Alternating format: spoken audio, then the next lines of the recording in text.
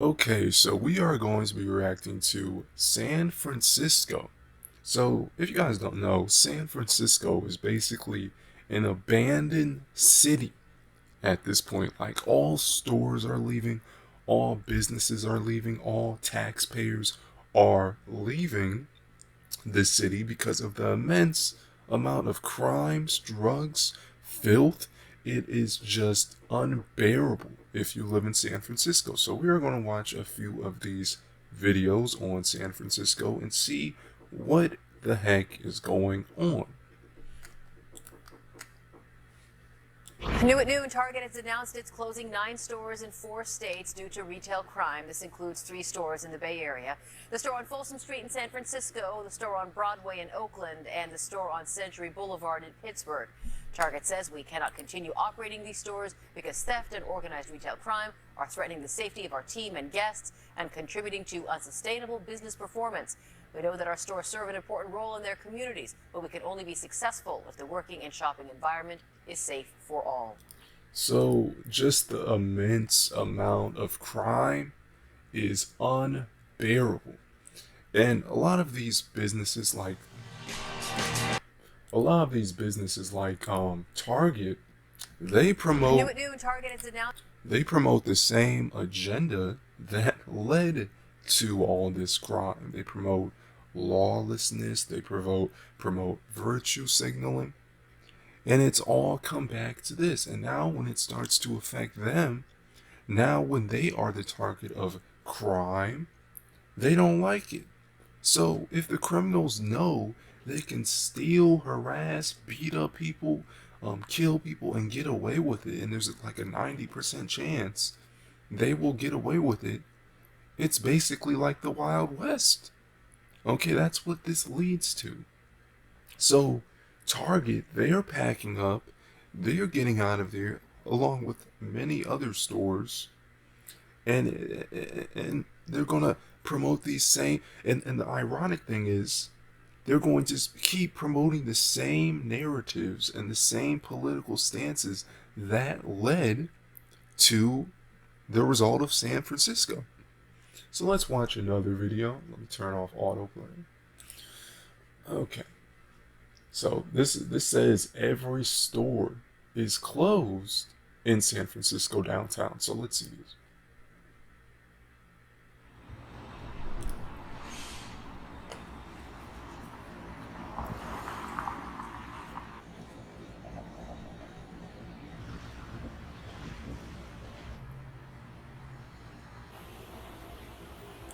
Every store.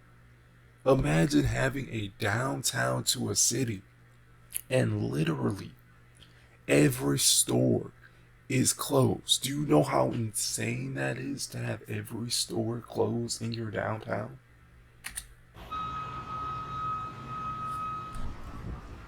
Oh my God. Look at that. Just the amount of mental illness, poverty, and political dysfunction in this city should be a warning sign to everyone. Okay, it doesn't matter if you're left or right. We have to make sure this doesn't happen in other cities, because if enough cities end up like this, America will become a third world country. Not even a third world country, it'll probably be full on collapse.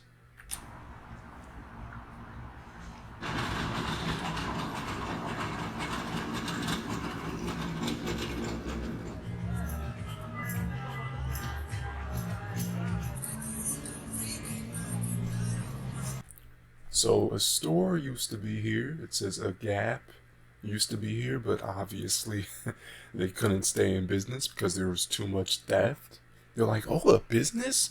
Oh, and we're not going to go to jail if we steal? Oh, let me just go in here and take as much as I want. As long as it's under, I think it's like $900, 900 or $1,000. Just take $900 worth of stuff. And the police can't do anything. Legally, the police can't arrest them.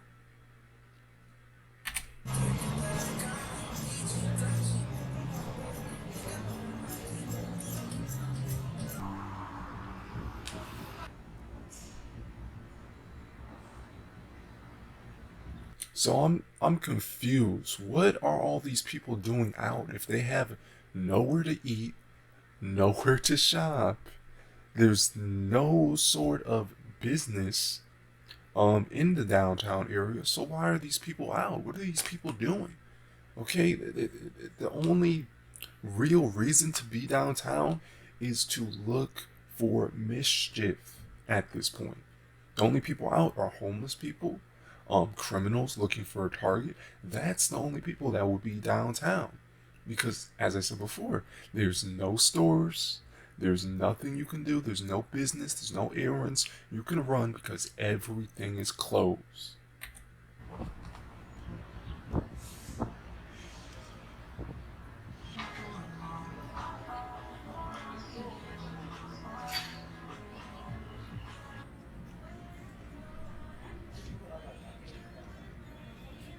Now, San Francisco is a beautiful city, don't get me wrong, but the political and social economic dysfunction will lead to the end of the city.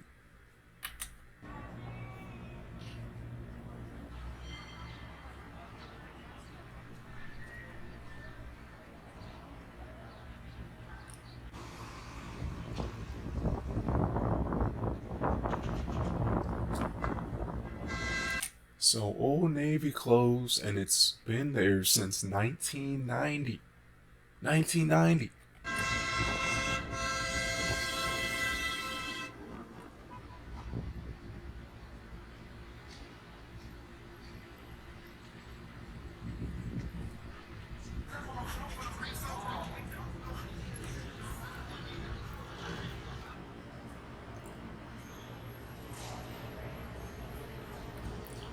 Yeah, you definitely wouldn't be able to put a GameStop in San Francisco without getting utterly robbed every single day. Okay, that's a no-no. Putting a GameStop in the most crime-ridden city in America? Absolutely not.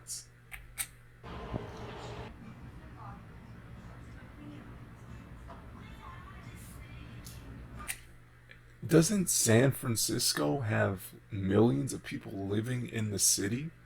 And yet it just seems like there's barely anybody walking the streets.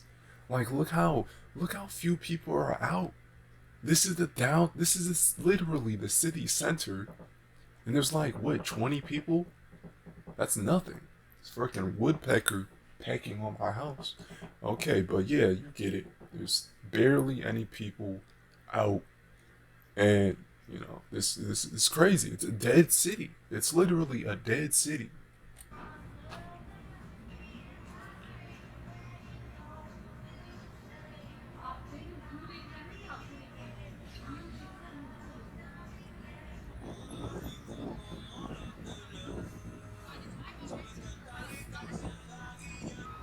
The mall closed down. A mall for a major American city just closed. Wow.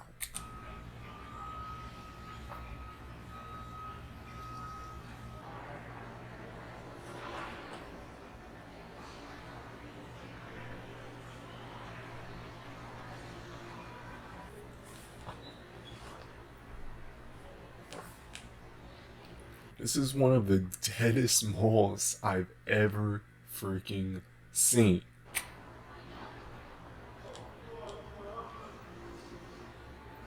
Oh, it looks like there's actually still some stores open. That looks like some sort of makeup shop or something. I don't know. But yeah, there's still some stores open, but a lot of stuff is still closed. So they said every store is closed in San Francisco downtown. Well, apparently not this one.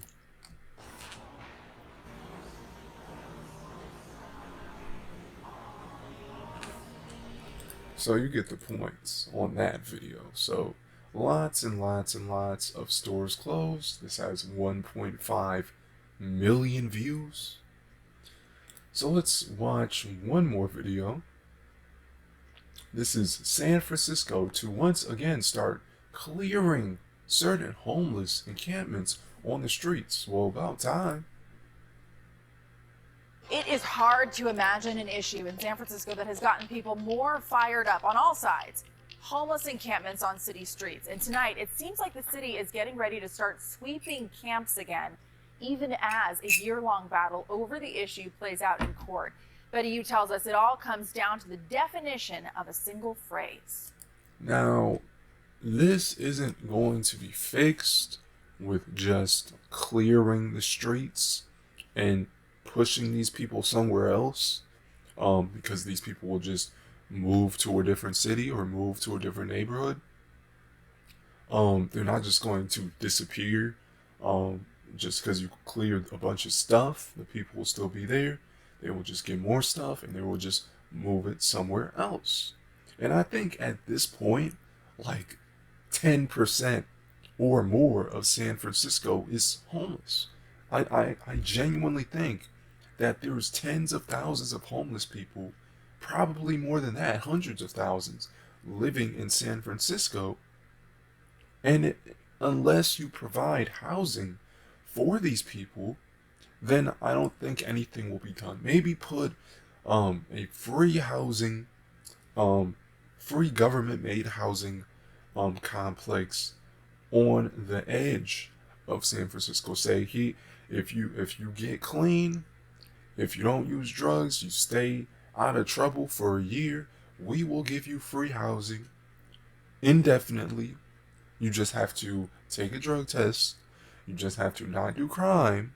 I think a lot of people would really work towards achieving that sort of ability to get housing. I think people would work towards that. Stay out of trouble. Be motivated to fix their life up so they can actually get housing.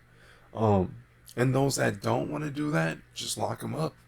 Just lock them up. You can't cater to somebody who doesn't want to be helped.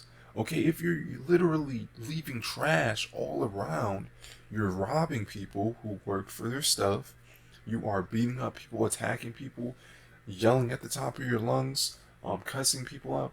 You can't reason with these people. The only language they understand is either jail or insane asylums. It's either or, okay? But for those that can be reasoned with, we need to make a path for them to move forward with their life and give them a ability to get affordable housing, if not outright free housing. That's what we need, okay? And San Francisco is one of the most expensive cities in the world. It costs like what, $4,000 or $5,000 a month to get an apartment in San Francisco. It costs hundreds and hundreds of thousands of dollars to get a house or a home in San Francisco. And things are easier to deal with when you have a roof over your head. People will be much more inclined to quit drugs, to quit crime, if they had a roof over their head, something to call home. Now, I'm not saying these people are angels. No, that's not what I'm saying. I'm saying that how can we expect these people to act like human beings when we treat them like animals? When we have them live on the streets like dogs? We have to start building something for the future generations to make sure nothing like this ever happens again. And the housing prices keep going up. The wages stay the same. And we wonder why we're dealing with this. Now, catering to criminals, obviously not the answer. Now, making crime such as murder, theft, legal, obviously not the answer. But we need to build more housing. We're short 3 million housing units in this country, which means we're playing a game of musical chairs. Some people will win, some people will lose. The city says that the majority of homeless people in encampments that they offer shelter to routinely turn them down. But now they won't just be able to stay on the street under new court guidance. On any given day, residents say Willow Street off Van Ness is lined with trash and tents. The folks who know Willow, it's really infamous. Now, that level of trash is unacceptable. They're going to bring back the plague with that amount of trash, bacteria, sewage, human waste, just disgust. Imagine the smell. Just imagine just walking past there. These people have no ability to take a shower. They probably have been wearing the same clothes for months. And it's just absurd how somebody can put up with those living conditions and not turn into an animal, or at least act like an animal. It's no wonder, okay? And they're used to this. They've become institutionalized to the lifestyle of being a homeless person in America. And it's gotten really, really bad for 2 years. It's extremely unsafe. We see a lot of electricity being stolen. We've seen fires. We've seen vandalism. And on Monday night, a neighbor also captured a rare drug bust on the street. Focusing on Willow Street, which has been a very problematic street for many, many years. Last month, Mayor London Breed posted a video of her visit to Willow Street, showing workers cleaning it up. She said the goal was to get people into shelter and off the street. The shelter system is broken. Okay, you can't have hundreds, if not thousands, of people huddled up under one building. And it's just insane. It's like a prison in those shelters. So of course a lot of people are going to choose to live in their little tents where they have privacy, where they have at least some peace and quiet. But in shelters, their stuff gets stolen by other homeless people. So rejecting the shelters in of itself isn't like, oh, see, they don't want housing. They want to be home. A shelter is not housing. It's shelter. Residents said by the next day, the encampments returned. Things get better for it. Exactly. Freaking exactly. So all this, oh, we're gonna clean up the homeless encampments. We're gonna save the day. No, you're not. They're just gonna pop back up at the same exact place or somewhere else. Okay, unless you fix the system, unless you build permanent housing and offer a clear, concise pathway to guaranteed indefinite housing for these people. You say, hey, just don't use drugs for a year. We'll drug test you every such and such amount of weeks. Keep a clear record. And you can get housing. You can get housing for those that are willing to work for this or towards this. You can get housing, and I guarantee, at least those that want it will go for it. That's how it should work. It shouldn't just be, oh, you don't have hundreds of thousands of dollars in order to buy a house. You don't have a good credit score. You're screwed for life. You gotta be homeless for life.